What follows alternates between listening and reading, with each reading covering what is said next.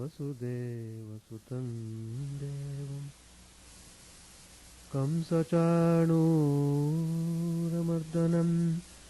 देवकी परमानन्दं कृष्णं वन्दे जगद्गुरुम् असतो मा सद्गमय तमसो मा ज्योतिर्गमय मृत्योर्मामृतङ्गमय ॐ शान्ति शान्ति शान्ति.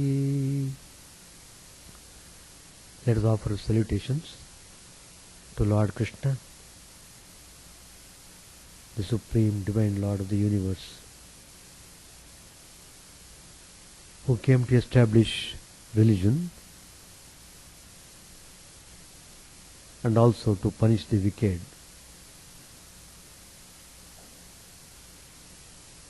Lord Krishna, the embodiment of bliss.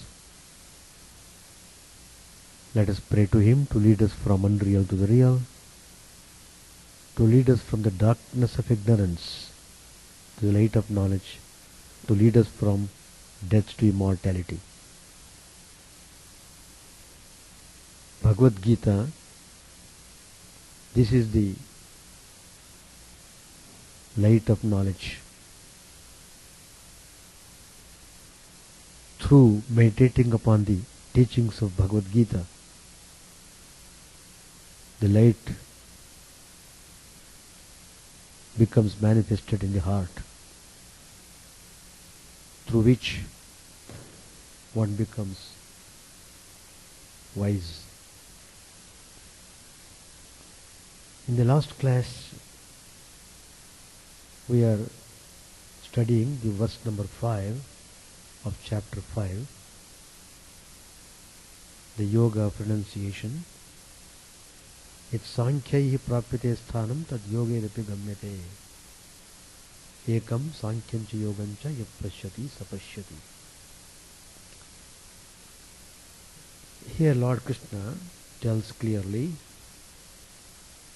whatever the supreme state one achieves through the practice of path of wisdom also reaches the same goal by pursuing the path of karma. And he who sees knowledge and performance of actions as one alone, he is the person who has realized the truth. The same idea has been given by Sri Ramakrishna in the Gospel.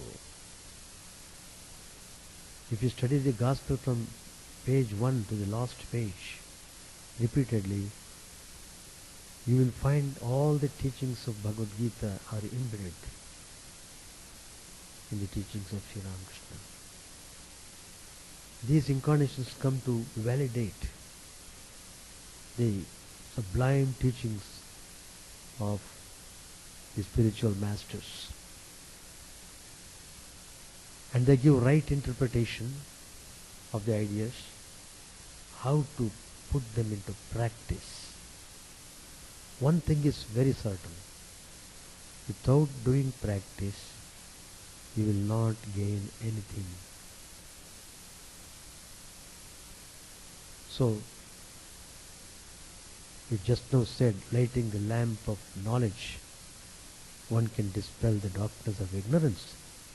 But you must go and light the lamp of knowledge, Simply if you keep idle, who will light the lamp of knowledge?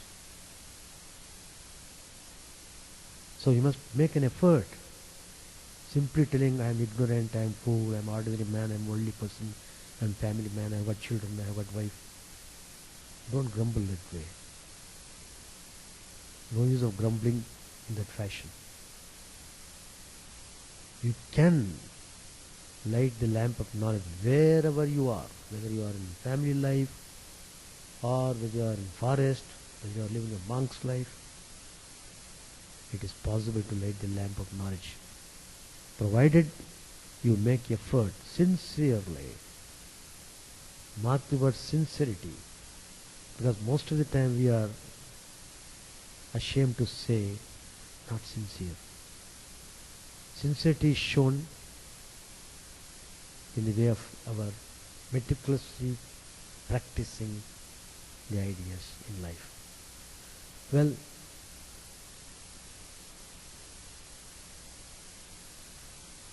a devotee said to Sri Ramakrishna, Master, a new sect has been formed. They have started. It's called Nava Hulol. Lalit Chatterjee is one of the members. Sri Ramakrishna said to him, look, let him start new sect. What is matter? The truth is, there are different views. All these views are but so many paths to reach the same goal.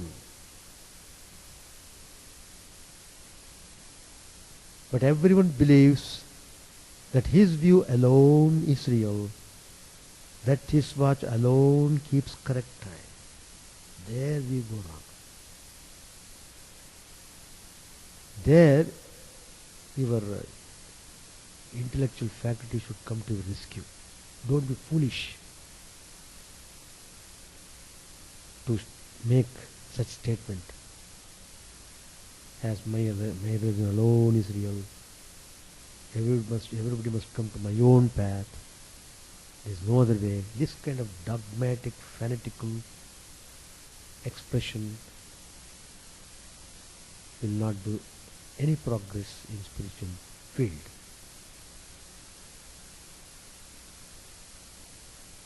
Master Maharshi also said to Master Sri Ramakrishna, Master, there are various opinions. What if there are? Master M is just making observation about Sri Ramakrishna's sayings. Very good observations. So he is telling, Master, you have told us the story of Bhishma in the Mahabharata, who was weeping on his bed of arrows. And you told why was he weeping? Was he sad that he was going to die? No. That was not the reason why Bhishma was weeping on the bed of arrows. He was a hero in the heroic sense of the term. Real hero. He was not afraid of anything. Most 100% fearless. But he was weeping. Why? Because he could not understand anything of God's ways. God's mysterious ways he could not understand. So he was weeping. Again, Master, you have told us that Hanuman used to say, I don't know anything about the day of the week, the position of the stars and so forth. I only meditate on Rama. Further, you have said to us that in last analysis, there are two things only, Brahman and its power. That's all. The whole universe, Brahmanda, the whole creation is nothing but Brahman and its power. You have also said that after the attainment of Brahmajnana, a person realizes these two, that is Brahman and its power, to be one. The one has no two.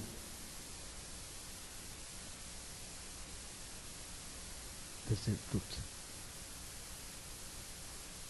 So, that is non-dualism. Ekameva dvitiyam. Brahman alone exists.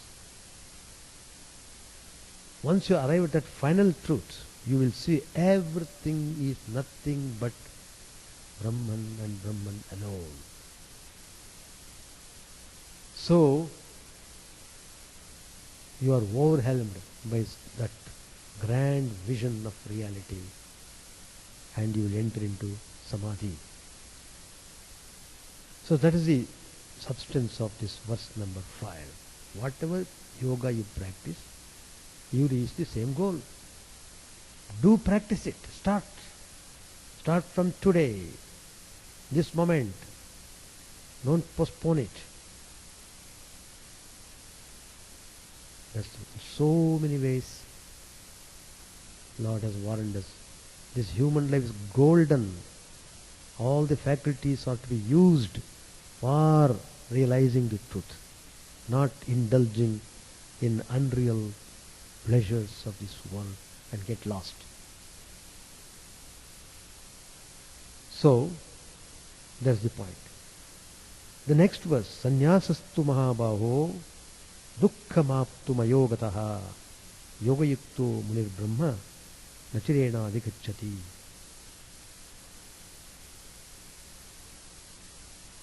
But renunciation of action, sannyasa, renunciation of action, is hard to attain without performance of action dedicated to God. That is, if you do your activities simply, then you won't get the desired result. The man of meditation, purified by devotion to karma, quickly reaches Brahman.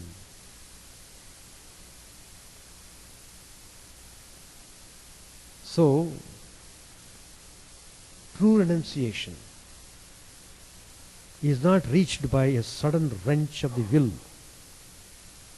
but progressive surrender of the self or ego at the feet of God. Ego, that is the rascal. Rascal number 1. We should say the demon who is ruling us. Ego. For small things we get insulted. We cry.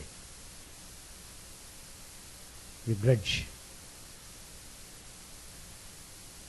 All sorts of crimes, sins are committed because of the ego. So, true sannyas, that means true renunciation, is not reached by a sudden wrench of the will, but by progressive surrender of the self at the feet of God. It is the ego, the personal self, which is the seat of desire, attachment. The personal self is an ever-changing flux of experience. It is a whirlpool and must go. It must go. It must be totally eliminated,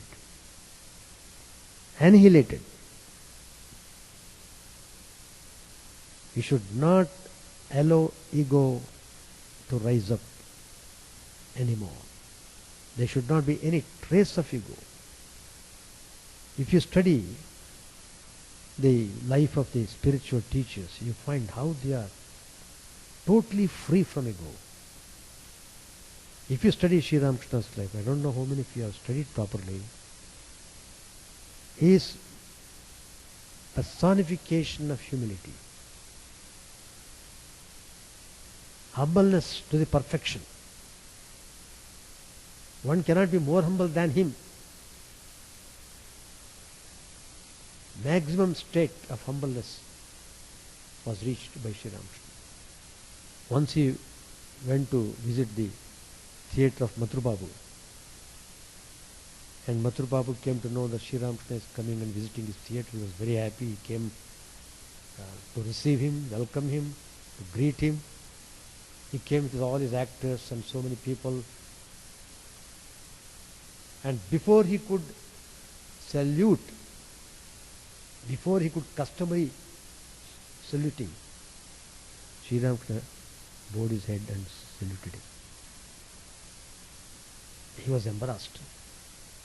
But immediately Mathur Babu bowed down Because Madhur Babu bowed down, Sri Ramakrishna again bowed down. Then Madhur Babu again repeated. Sri Ramakrishna also repeated. Went on. How long? Till Madhur Babu was defeated. His neck began to give pain. He could not bow any longer. But Sri Ramakrishna went up to that extent. It was not artificiality.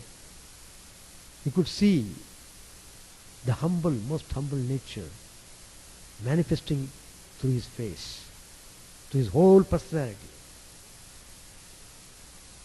If you just stand close to Sri Ramakrishna's portrait, you see how his face is full of compassion, humbleness, cheerfulness, all combined. So, ego must go.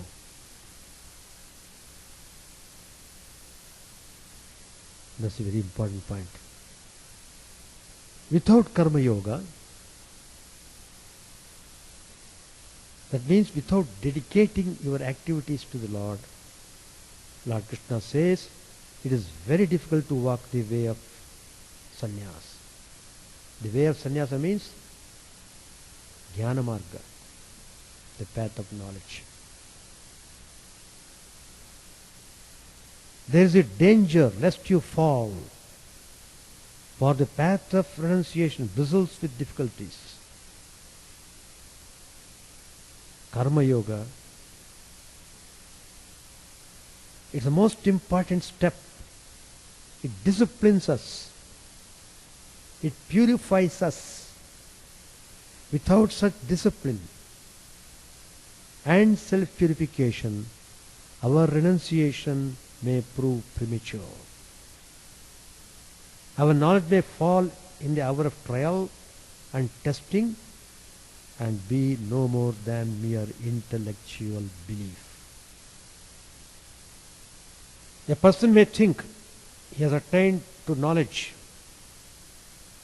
and renouncing action take to sannyas, and he may hold that the whole world is maya. But if through karma yoga, if he has not purified his heart, he may any day find that this maya proves too strong for him. Anger and lust may wake up within him, and he may fall a victim to raga or dvesha, that is attraction or repulsion. He will be pulled hither and thither by likes and dislikes. If he has not mastered his senses, attachment, impulses may arise. That is, the bhoga impulses may arise, and then the sense of ego may assail him, and he may fall an easy prey to the lure of vicious enjoyments and vanity. The mind and the senses must be purged of likes and dislikes, must be cured of all impurities and longing for pleasures before the person is prepared to tread the path of knowledge or wisdom. That is, the Lord, the Divine Supreme, wants your 100% mind to be given to Him, not 99.95. Even that 0.05 may create problem.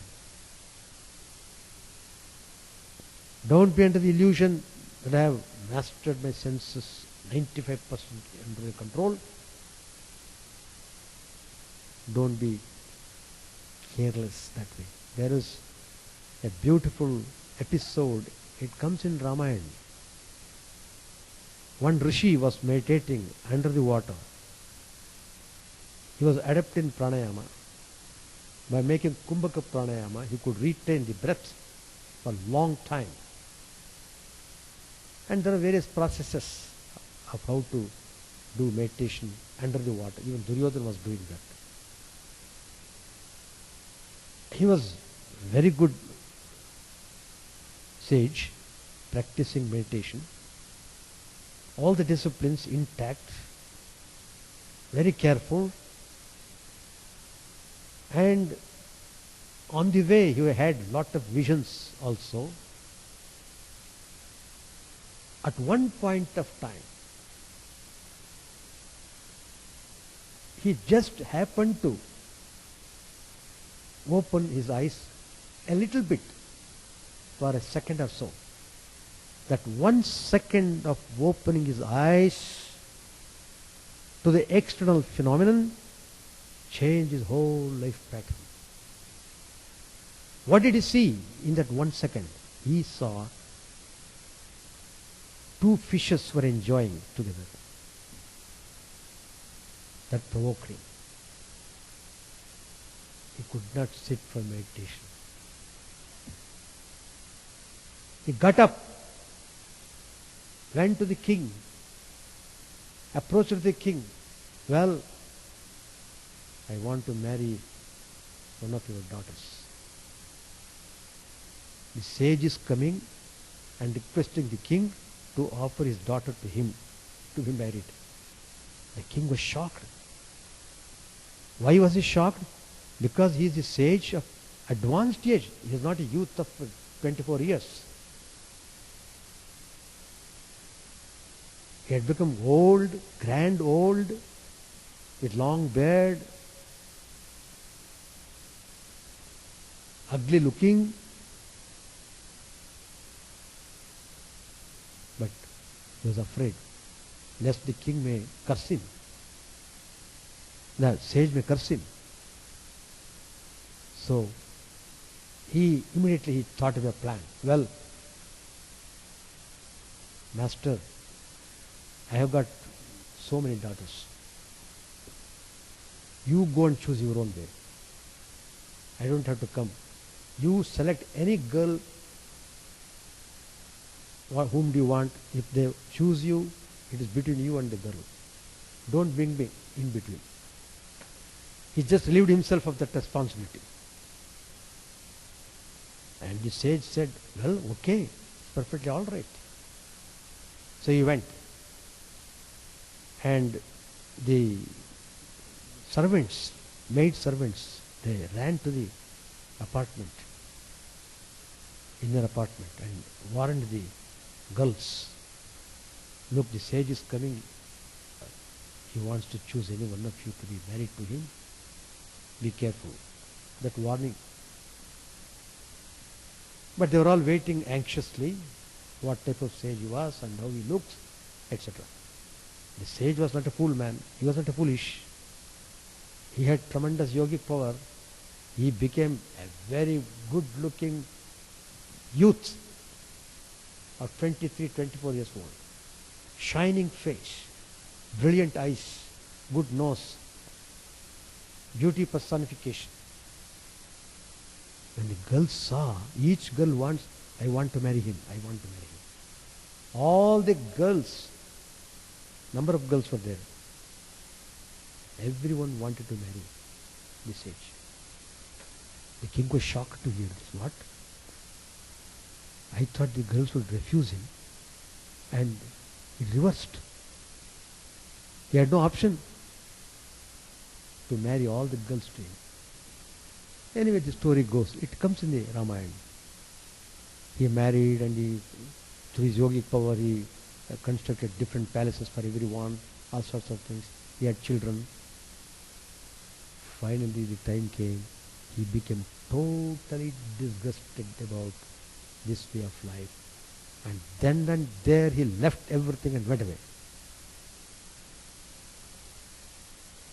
That's all the story. So what I am telling is, you can't be sure who I am. I have practiced renunciation, 98 years old, and don't take the challenge attitude. Be humble. If you are humble, God protects you. You don't have to worry. You are under the direct protection of the God. Surrender to Him. Never claim anything for yourself. Everything that you have achieved is only because of the grace of the divine. That grace you could get because you have surrendered yourself to Him. The moment you forget that surrendering attitude, you will be falling. That's the warning. So, Karma Yoga prepares you, if properly done, to higher way of life. Karma Yoga. Do it consciously. I am doing for the sake of my beloved God. I am doing His service. I don't have anything of mine. Everything belongs to Him. My body, my mind, my intellect, my wealth, tanu, man, dhan. Everything belongs to you, O Lord. Please grant me your vision. That should be the attitude. So, don't be afraid of work. If the mind is not purified by work, one cannot attain true knowledge. Desires, freed from hankering for results, leads to the purification of the heart. And the knowledge of the self dawns when the mind becomes pure. When the mind is freed from all nervousness, it becomes pure, and the knowledge of Brahman gets revealed in that pure mind. If you would gain wisdom or the knowledge of your infinite nature, you must go to one who has realized his infinite nature and serve him. Then bring forth your doubts and you will be illumined. That means you must be humble. Knowledge of the Atman or higher self comes through humility. Sri Ramakrishna said, God is knowable through a purified mind. Purified mind.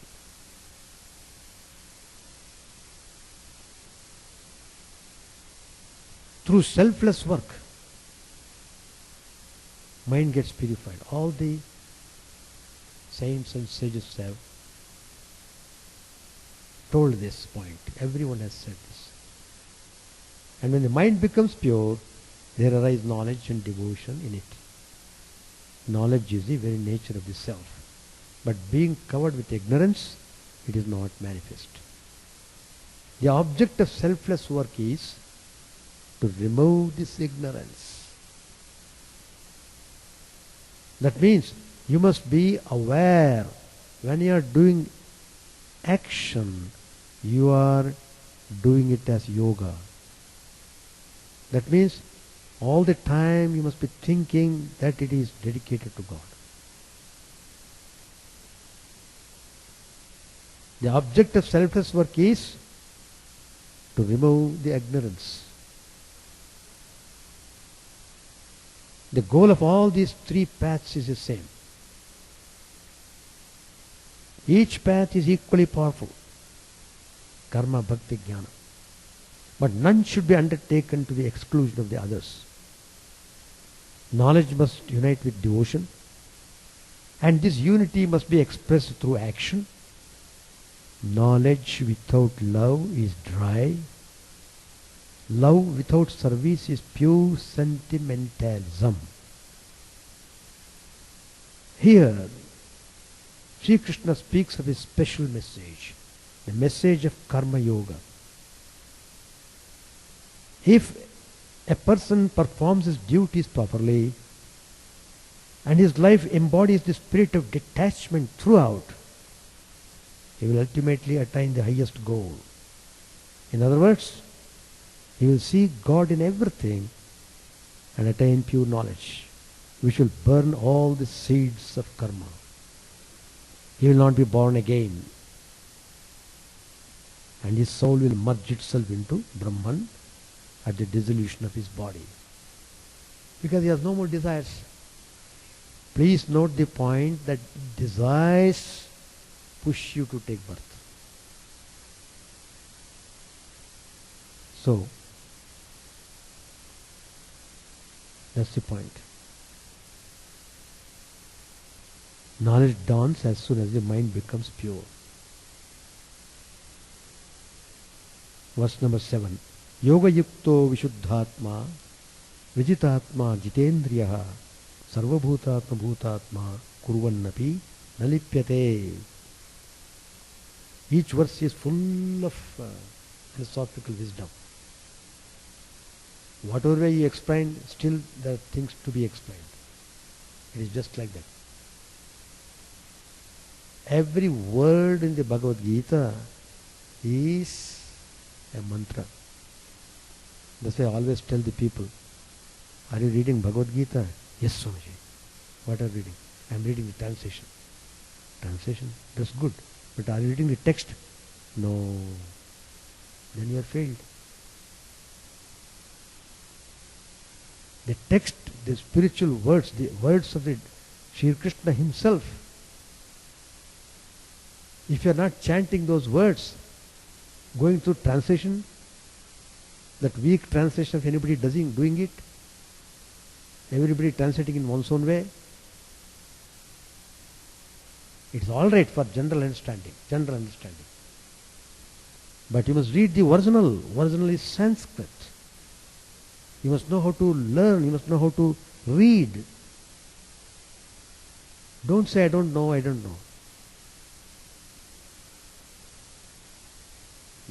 Not knowing doesn't bring you the light of knowledge. It only shows that you should know. So, please try to read Bhagavad Gita text in whatever language. In all the scripts you can read, The Sanskrit words can be written in all the scripts. Anyway, every verse is like a mantra of Krishna. Bhashyanji Maharaj has done wonderful guidance. He has introduced chanting of Bhagavad Gita every day in the ashrama. Must be done. And I am doing it every day. 91 I came to Chicago ashrama from Calcutta. From day one I saw they were chanting Bhagavad Gita.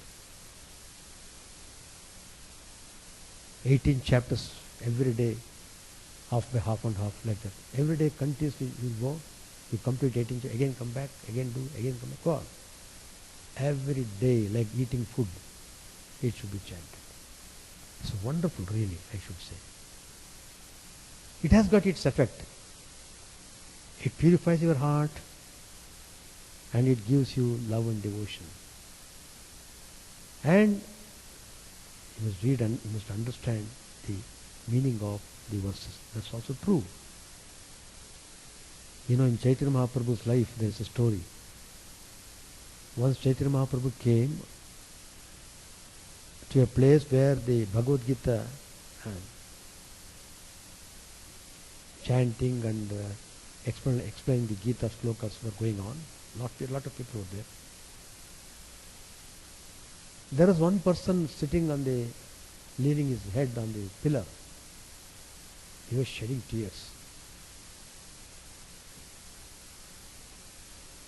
Chaitanya Mahaprabhu was amazed to see, of all the people, this one man sitting in a corner, leaning his head on the wall, with his eyes closed, tears rolling down. He was tempted to ask him, well, why are you crying? What made you to cry?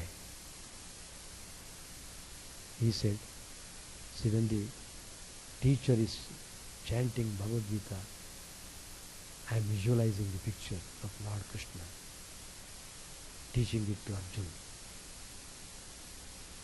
And that makes me shedding tears. Chaitanya Mahaprabhu was very happy to see that, and he blessed him. Like that the story goes. So, verse number 7 says, he who is devoted to the path of selfless action and is pure in mind and who has conquered his body and who has subdued his senses, that is yoga yuktaha, vishuddhatma, vijitatma, jitendriya. These are the words. They are all qualifications.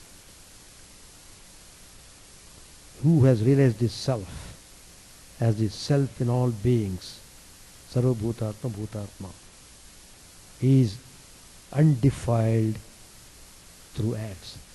Such a person is not tainted by any action he does. Because he is seeing through and through the divine.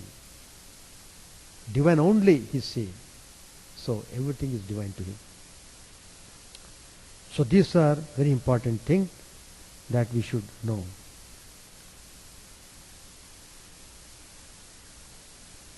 A person, yoga yuktaha, vishuddhatma, vijitatma, that is, the person who is going in spiritual path must discipline his body.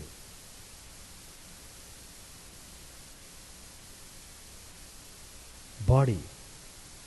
Not only gross body, subtle body included.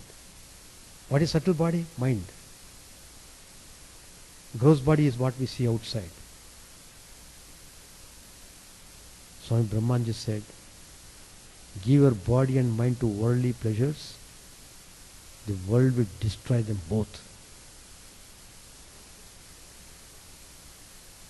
Devote them to God and His service, and you will enjoy health, peace of mind, and spiritual joy.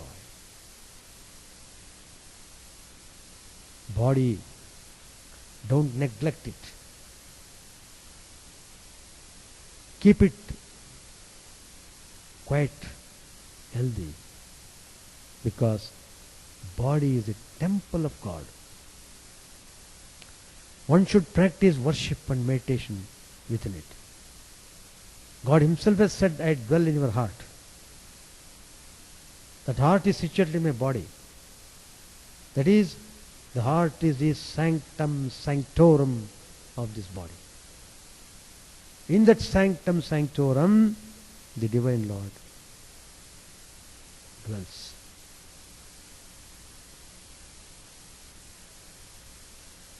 So, though temples may serve as aids to the beginner, they are but symbols of God's greatest of all temples, human heart. Greatest of all temples. So to nourish the body, mind and brain, and to secure the fullest development, practice of continence is essential. Energy, vital energy. People dissipate. Dissipating energy in so many ways.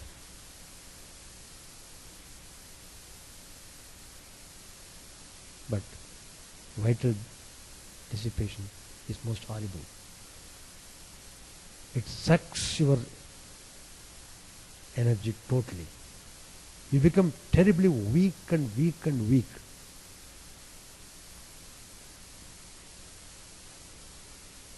The body and mind are closely related. When the body is disturbed, mind also becomes disturbed. Therefore, particular care must be given to the diet in order to keep the body healthy. Not simply eating all sorts of things. drinking too much.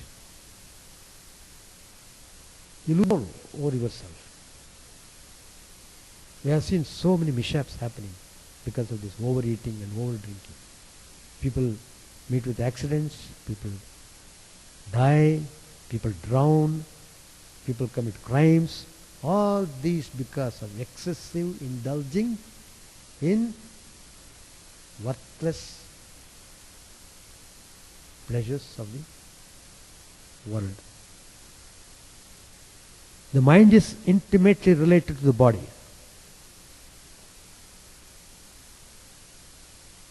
If the stomach is upset, you can never have good meditation.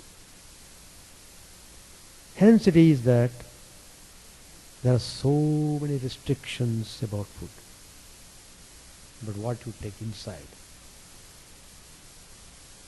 The stomach should be half filled with food and a quarter with water.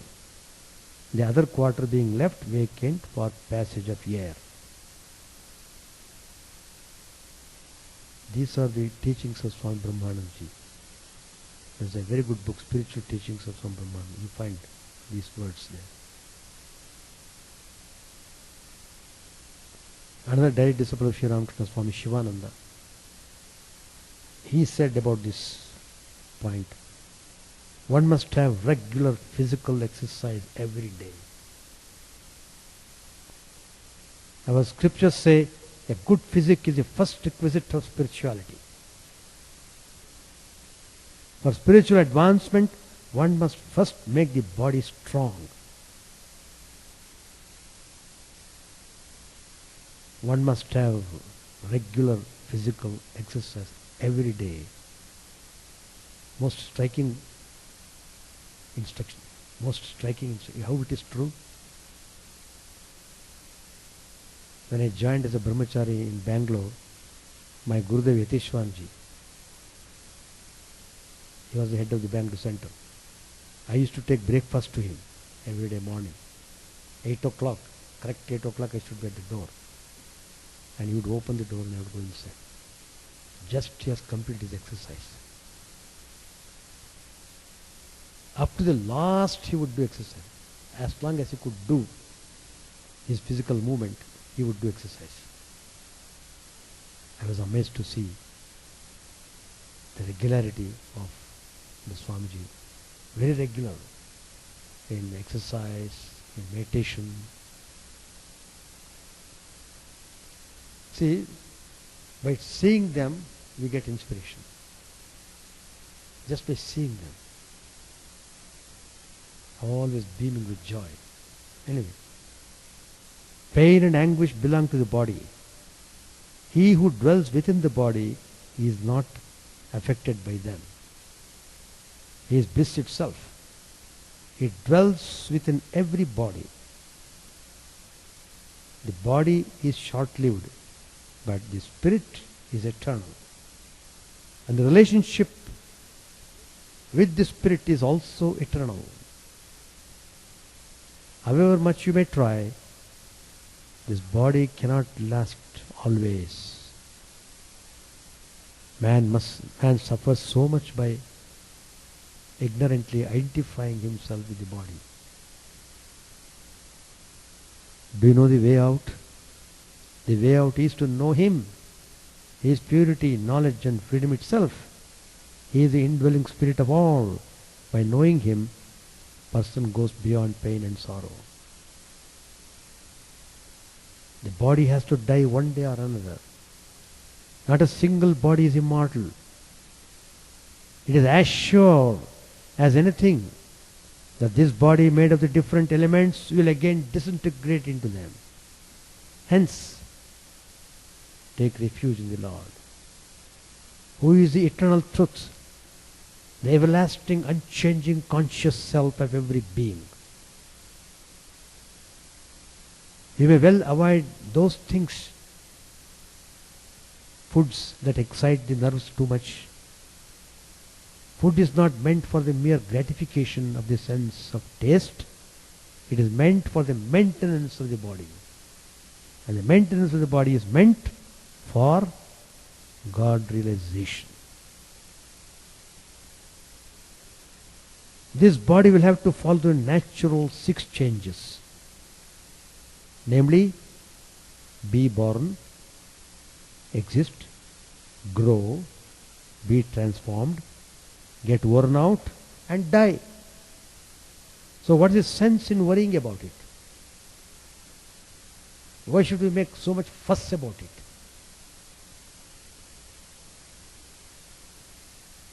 Swami Premanandaji, he said, remember, your body is not made for personal pleasure or enjoyment.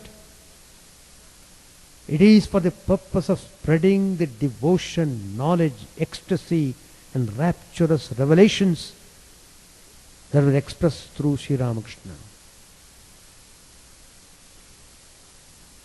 Another disciple, Swami Chidananda, said, it is in the human body that the gates to freedom open. So every person should be on in other bodies also, but freedom is not. The great elements, egoism, intellect, and also the unmanifested, the 10 senses, desire, aversion, pleasure, pain, the body, consciousness, fortitude, these briefly described constitute the kshetra, the field, and its modifications.